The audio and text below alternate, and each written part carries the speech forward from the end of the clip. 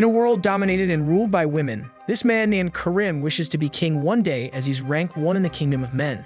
Now this is Ra, the strongest swordsman on the planet and challenger to the throne, but she's so strong she made Karim turn into the king of all simps. So now Karim is forced to attend an event where he must smash every rice cake allotted to him in an entire day, and none of them gets to be Ra. Instead, the first one up is Jin Yanhua, who is revealed to be the second strongest crimson fox behind Ra. True to his duty of being the rank 1 for the wolves, he instantly dismantles his armor and readies his rocket to destroy Yanhua, just so she could extract his seeds to further his bloodline.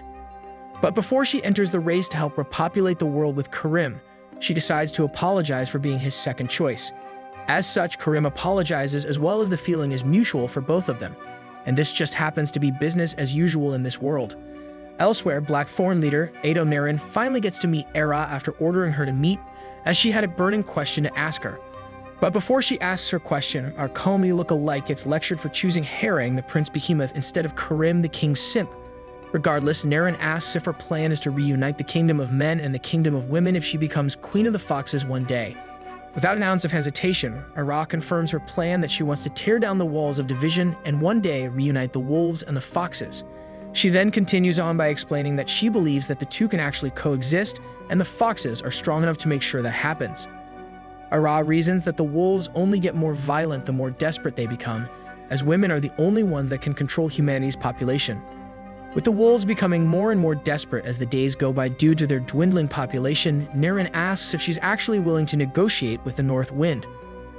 Ara then shakes her head and says no, catching Naren by surprise as she reveals that she plans for the wolves to have a new king. Now shocked and confused by what she means, Naren asks if she's referring to Karim. After all, he's the only one Naren thinks is capable of dethroning the current king. Unbeknownst to Naren, a new challenger for the throne has arrived, and he isn't a simp or a soy boy, but instead, he's the Prince Behemoth that has taken the world of women by storm. Every crimson fox that stumbles onto Herring always somehow gets their rice cake destroyed, especially if they underestimate the meek-looking boy. Anyways, with Danby being the first fox to arrive at Herring's room, she realizes that our boy has transformed in more ways than one.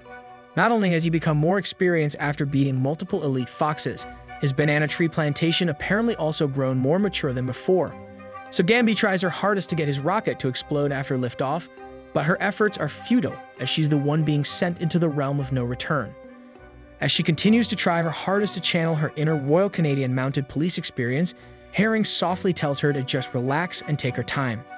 Now, Herring is a true gentleman, as not only does he really care for Danby, but he even allows her to climb Mount Climax before he does.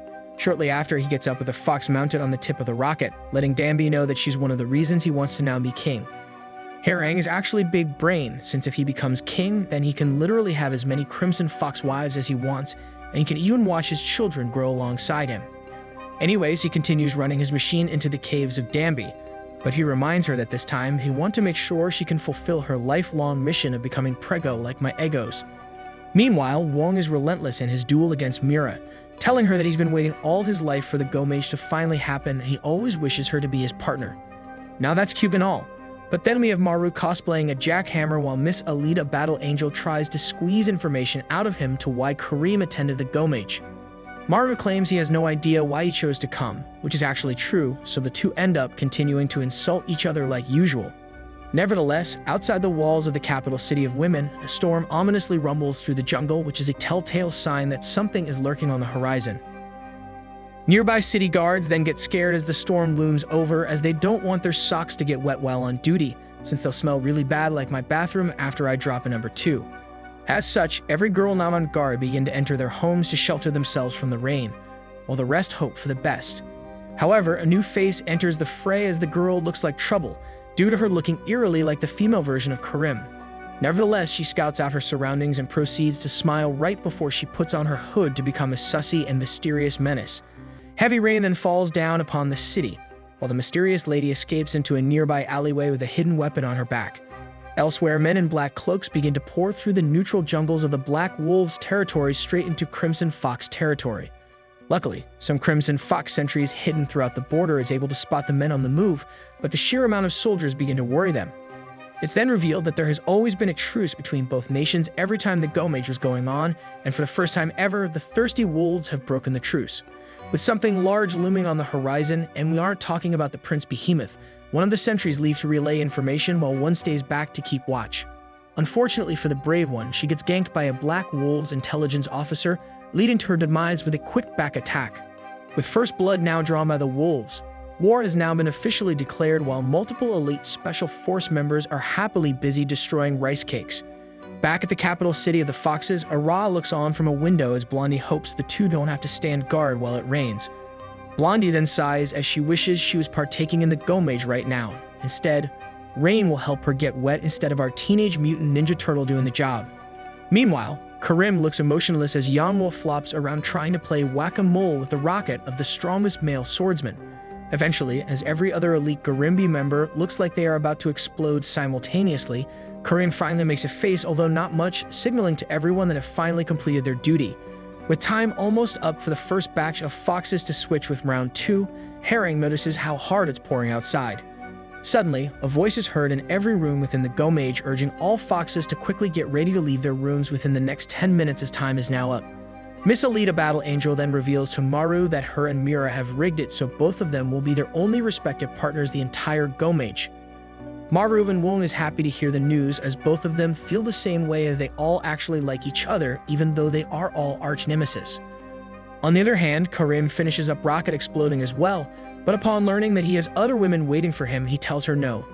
He then claims that there will only be one woman in his life like a true Chad, so he asks for her name in Yanhua that he will remember her always. Next door to our evolved simp, Danby tells Herring to not forget her, but Herring reassures her that he will never ever forget her and promises to always remember. Now this is actually pretty wholesome, as Herring hugs her goodbye, plus who knew King Simp would actually devote his future to the first one that took his blossom. Anyways, after 10 minutes have passed, all girls begin coming out of their respective rooms, all looking flustered, hopeful that each one of them will be lucky enough to fulfill their lifelong wishes of becoming a mother. Meanwhile, Blondie and Ara try to hurry to get to their posts inside, but they get scolded as they were late to their shift. Ara then quickly notices a girl coming out of Herring's room, but all she could hear is Danby crying while vacating the premises. This causes her to get distracted, as she's probably thinking he made her cry tears of joy with how good Herring is when he wants to use the battering ram to its full effect.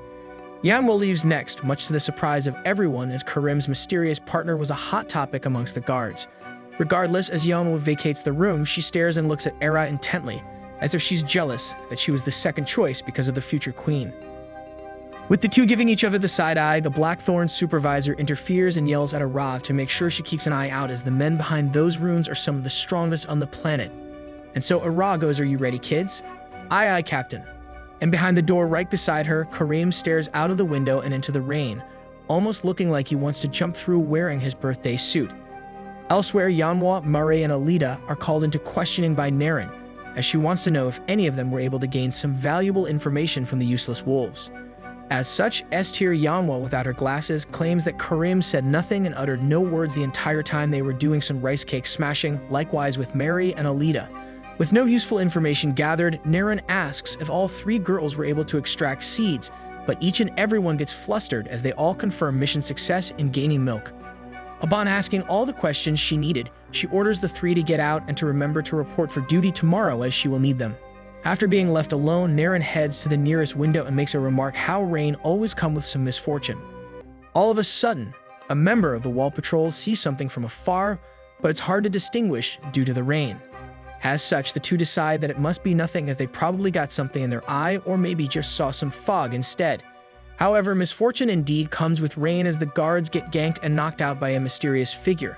And it wasn't misfortune from League of Legends. It's then revealed that the mysterious figure is actually the new girl that looks exactly like a girl version of Karim.